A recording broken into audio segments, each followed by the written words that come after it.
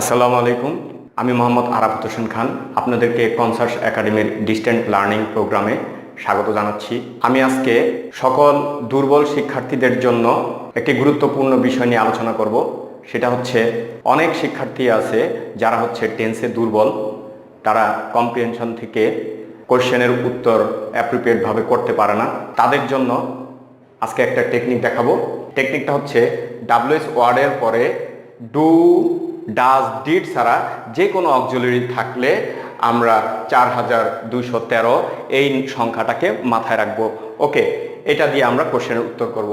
দেখি কিভাবে করা যায়। আমরা ডাব্লিউএস ওয়ার্ড মানে হোয়াট, হাউ, হোয়ার, ওয়েন যাই থাকুক, ওকে আমরা 4 দিব। তারপরে হচ্ছে auxiliary verb do, does, did ছাড়া যেটা থাকবে ওটাকে 2 দিব।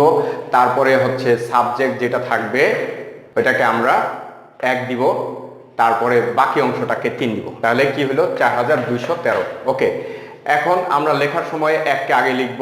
যেমন এখানে কোশ্চেনটা ছিল ওয়ার ইজ তমাল গোয়িং। ওকে, তাহলে এখানে তমালের নিচে 1 চলে আসছে, তাহলে তমালটাকে আগে লিখব। তারপরে তমাল আর ইজটা হচ্ছে 2, তমাল ইজ। তারপর 3 হচ্ছে গোয়িং, তমাল ইজ গোয়িং। এখন ওয়ার, এটা প্যাসেজ থেকে আমরা এই ওয়ার কোথায় যাচ্ছে তমাল সেটা প্যাসেজেই দেখব। যেখানে যাচ্ছে তার আগে টু লাগানো আছে, তাহলে আমরা ওইখানে ওই অনুযায়ী কোথায় যাচ্ছে, যেমন হসপিটাল যদি যায় টু দ্য হসপিটাল। ওকে, তাহলে উত্তর হচ্ছে Tamal is going to the hospital. Okay, ধন্যবাদ এতক্ষণ আমার সাথে থাকার জন্য।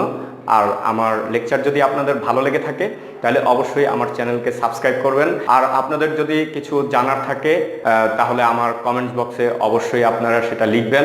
আমি চেষ্টা করব সেই ভিডিওটা আপলোড করার জন্য।